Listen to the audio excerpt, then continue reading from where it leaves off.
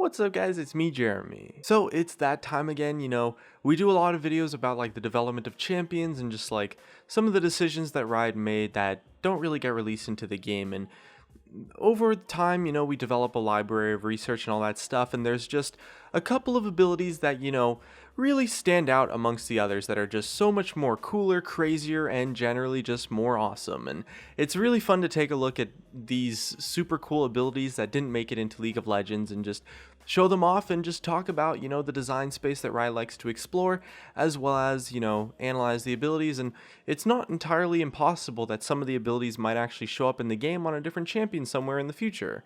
It's definitely not impossible, and it's really cool to guess at like what might work and take a look at what could have been really. And these are the best of the best, the most exciting, the most interesting abilities that didn't make it into League of Legends. And just before we start, I'm really proud to announce that this video is sponsored by Crunchyroll. So, I've actually been watching anime on Crunchyroll for a couple of years now, way before I was ever sponsored. So now that I actually am sponsored, I'm really happy and honestly just proud to be able to promote their site. They're definitely my favorite place on the entire internet to watch anime by far. They've got great 1080p quality with good subtitles, no lag, and of course no ads. And one of my favorite shows that I've been watching recently definitely has to be Re:Zero. It's actually really hype right now, and I started watching it because a couple viewers actually suggested it to me on Twitter, and I definitely have to say that it has been super worth it, and the show is just super hype right now, and there's just every time a new episode comes out, it's just all over social media, and it's just really exciting to keep up with a show like that, and I definitely recommend it to anyone looking to start up a new anime. But you know what? You don't have to take it from me, because if you sign up at crunchyroll.com/Jeremy or at the link in the description, you can get 30 days of anime absolutely for free. That does get you full access to the site, so you don't have to take my word for it at all. You can just check them out and decide for yourself if you like it or not. And without further ado, let's jump right into the first ability. So first up, we have something that was originally going to be on Elise, with an ability that would have gone on either her W or her E, and we found out about this one from Ghostcrawler's Q&A stream. And apparently when Elise was being developed, she once had an ability where in human form she would throw out this web in a cone that would hit like a group of enemies and then tie them together into a web and then cause the targets caught in that web to actually share damage. So if she hit 3 enemies with her web and then someone came along and bursted one of the caught enemies, both other people caught in that web would also take the same damage as well, which is actually kind of just insane because most of the strong burst in the game is balanced by just being a single target effect, and this kind of thing turns anything into an area of effect ability, and this honestly would have just been crazy powerful and really imbalanced. But they never really wanted her to be a character that was like support focused. Like, this ability didn't really work with her playstyle because it was really focused on just like setting up for allies. She also, at the time when she had this ability on her kit, she didn't have repel at all. She was like a completely different champion. During this time, she also had a passive that worked sort of like a singed poison trail while she was in spider form, which left like a trail of silk behind her. And when she turned back into her human form, that trail of silk would then turn into impassable terrain, so she could kind of block people out from an area or control where they move. And although she could also walk on that sort of like web terrain herself, for someone who's meant to be a mage assassin type of character, those abilities just didn't really make sense at all with her design goals, so they were scrapped in favor of the more proactive kit. Second up, we have an ability that was actually once in the Black Market Brawlers game mode. So, if you ever played Black Market Brawlers when it was out, there was an item called Trickster's Glass, which lets you copy an allied champion so that the enemy team thinks that you are actually that champion, which was really hilarious, and it was just a really funny flavor kind of thing for the game mode, and it was a pretty clever way to trick people. And Riot actually ended up trying out a similar ability on LeBlanc for her upcoming rework, specifically a little bit of an altered version of this effect where she would swap appearances with an ally. So she wouldn't actually copy the appearance like the Trickster's Glass would.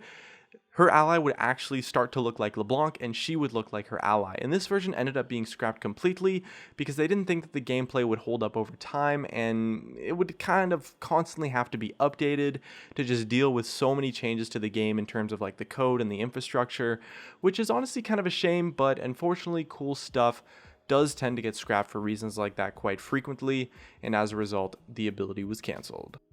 Ezreal also once had a pretty trippy ability considered for him once when he was in development, and it was kind of just thought of because the design team likes to try out, weird and just honestly innovative ways to start doing different types of skill shots and stuff. And the idea for Ezreal was that he would get kind of like this reverse skill shot effect almost, where instead of firing a shot towards the enemy, what he would do is he would cause a portal to appear behind the target that would then fire a projectile towards Ezreal from the location of the portal.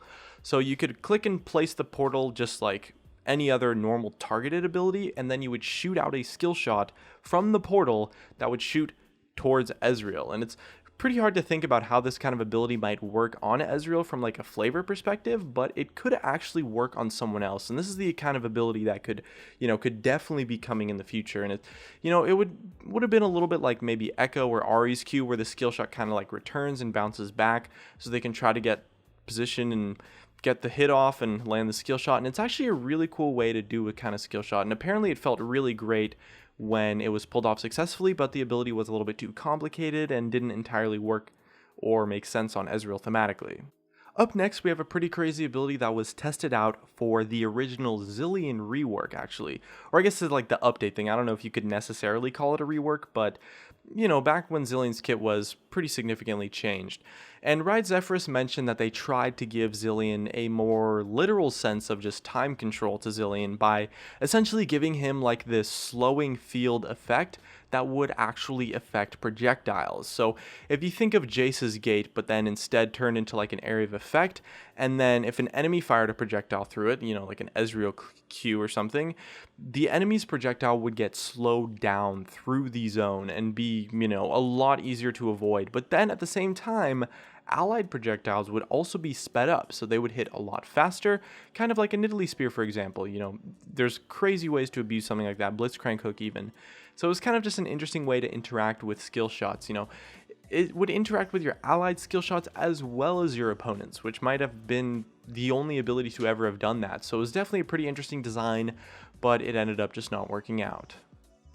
Alright, so this next one's a little bit more complicated, but fortunately it was actually explained pretty well in a quote from Riot Zileus, who was one of the original champion designers, and it's kind of like the idea of an ability based around false choices. So essentially the idea is that you give a player like a few gameplay choices that all kind of look correct, but in the sense that one of them is wrong. And the example they gave for an ability that worked like this was something that they tested on Karthus, which was a little bit similar to Karthus's wall, but instead, if you touch the wall as an opponent, instead of getting slowed and taking some armor shred and stuff, you would get damaged and knocked towards the person that created the wall. And this is a great example of an ability that didn't work out because of the design, because it really just wasn't a good ability at all for the game because of this whole idea of what they call a false choice.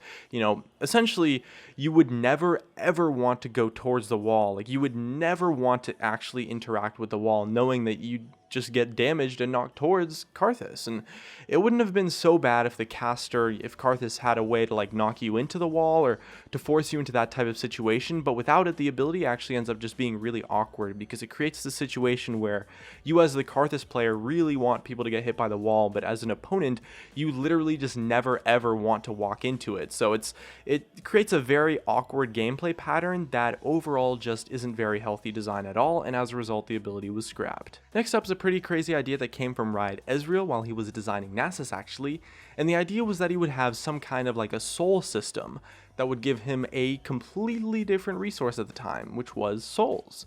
His spells would cost souls to use, and he could generate souls in certain ways using certain abilities as well. And Ezreal said that on Nasus it ended up being pretty much a horrible failure, but in all honesty, it's actually a pretty good idea. And it's cool to see how this kind of thing essentially was resurrected on Thresh. Resources for champions are pretty simple when it comes to costs for abilities. Like, either they have mana and they pay mana, or maybe they can sustain and spend health, or they regenerate energy and they can spend energy, or maybe they just don't have any resource at all and only use cooldowns. And we've never really seen a champion that has like its own resource that they have to generate in order to actually use their abilities. Kind of like an ammo system, but in something more applicable than just auto attacks or specific abilities, like an ammo system that affects the entire resource bar, that affects every single ability. So it's a little bit difficult to say if it would work or not, but it is a pretty interesting idea that could maybe lead to some really intense gameplay where you kind of just like desperately want to generate the resource you need to cast like that game-changing ability at like a crucial moment in a fight, or to outplay your opponent or just something like that. And the management of that kind of resource could be a pretty interesting way to design a champion, but it definitely wasn't the way to go for Nasus. Next up, we have a pretty crazy ability that was actually tested for the original Rengar rework. So not the one coming up right now, but the one that was released around season 4 or so. I believe it was patch 4.5, and it would probably have been the most broken ability on our entire list today. And Riot was once asked about utility ultimates, and Riot's been releasing a lot more champions with utility ultimates recently, but not on assassins. And Riot Repertoire said that they actually tested a utility ultimate on Rengar where he could actually stealth his entire team around him. And this ability, as a result, was a bit of a failure in two ways. First off, Rengar is supposed to be a very selfish character and, good at doing things for himself, and his team kind of just benefits from him in that way because Rengar succeeds rather than him trying to help out his friends. And at the same time, giving stealth to champions that are not at all balanced for stealth at all is actually just flat out insane. Riot Repertoire gave the example of Annie just being able to straight up walk up to someone in stealth and then Tibbers burst someone down. That gameplay is just crazy. It's so powerful. And yeah, I definitely don't even want to play against that one, that's for sure. That is just insane. For our next ability, we're looking at something that was originally a part of Quinn's rework, and she had a pretty interesting ability tested for it, where she would kind of get her own suppress effect, actually, similar to a Warwick ultimate almost. The ability was kind of like a desperation tactic from Valor, where if Quinn's health fell to 30% or less, Valor would swoop at the enemy that hit Quinn and just claw at them, suppressing them in the process. And it's pretty crazy to think about, but a suppress on a passive effect like that would actually be pretty insane, and you'd end up being just punished for doing good damage on Quinn, which is a kind of a bad idea unless it had some sort of limitation and stuff, but overall it just wasn't that fun to play against, and as a result got cancelled. Next up on our list, we have an ability from Syndra, and apparently she had a ton of abilities that actually didn't work out in development, and one of these abilities was a version of her ultimate where she could grab and throw enemy champions, kind of like how her W, grabs and throws minions or maybe her dark spheres, but instead on champions. It was her ultimate, but it was actually pretty crazy, but it didn't really work out for Syndra since she's kind of like a mage caster. She's not really some kind of super crazy disruption champion, but Riot did actually say that they liked the idea, and although Syndra wasn't entirely the right fit, they might revisit in the future, maybe with some slight variations, and it's possible that this is what inspired the design for Tahm Kench's W. And that just about wraps up today's crazy abilities that didn't make it into League of Legends. These were actually really awesome abilities, and this type of compilation takes a long time to put together. That's why we can't really do them more than once every month or so. And I really love bringing you guys these compilation abilities. They're actually probably my absolute favorite type of videos to make, just because they're so interesting, and a lot more research goes into this kind of stuff than you would think. And I would love to see some of these abilities in game, maybe. Some of them not so much, but some of the ideas could definitely work here, because they just weren't necessarily ideal for the champions they were originally designed for, but they do still have a lot of potential. And, definitely let us know which ability was your favorite in the comments below, and maybe what kind of champion you think they go best on. And looks like that's going to be it for me. If you guys enjoyed the video, drop a like, subscribe if you want. Thanks for watching, and I'll see you guys next time.